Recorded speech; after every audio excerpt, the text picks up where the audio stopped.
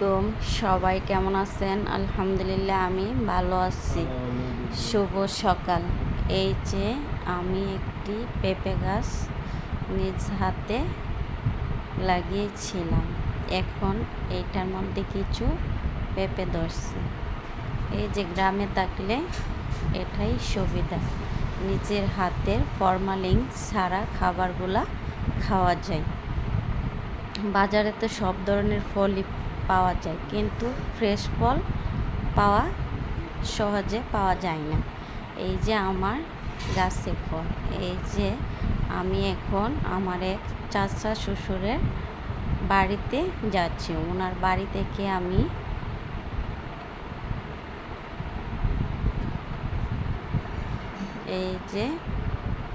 এখন আমার চাচা শ্বশুরের বাড়ি যাচ্ছি।